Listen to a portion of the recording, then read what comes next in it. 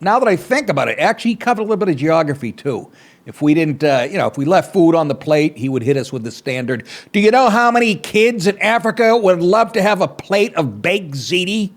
And I'd be like, really? That many Italians in Africa? You're asking me how many? I don't know, 13? I don't know, Dad. Pang, boom, pang. I wish I was big just once, Henry. I'd come back with something snide like that and get popped in the side of the mouth. Anyways, I digress there.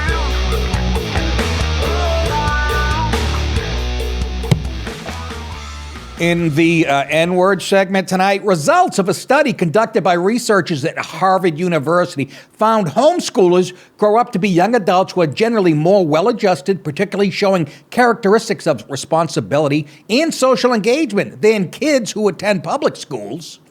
So it must be obvious to you guys I took a bus to school every morning. What were those characteristics again? Well-adjusted? Well, if you're talking about attitude, yes, I got that adjusted at home by my father every time I popped off at the mouth or looked at him with my already well-developed scowl. But as far as actual homeschooling, like learning history at the kitchen table, the closest we got was my father reading the ingredients off a Sam Adams bottle.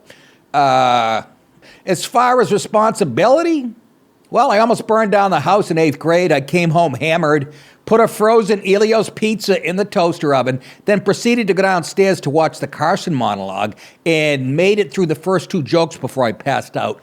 Next thing I know, someone's shaking me awake and the sun was already up, and that someone was my dad holding what looked like a 2x3-inch black wallet with smoke coming off it. I almost burnt the fucking house down. He smacked me in the face and told me to go cut the lawn. And as far as social engagement qualities, I was pretty quiet as a kid in middle school. And the only social engagement I remember was me pulling out Corinne Conway's chair when she went to sit down and she busted her chin open on her desk. She sat in front of me. It was only because I had a crush on her, and, what better way to show that than to give her stitches? So, Harvard, if you're asking me if I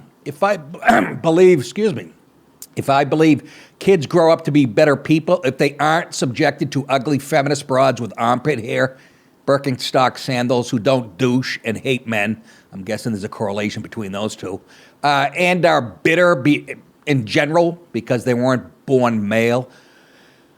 Or if your kids aren't taught by emasculated men who think law and order are fascist concepts because they're too effeminate to ever protect a woman, or in their case, a boyfriend, or themselves from anything that might do them harm. Are your kids better off being taught your values and morals instead of a complete stranger who has none because Stalin and Che Guevara are his heroes? Yes, fuck yes. In the words of Crosby, Stills, and Nash, teach your children well.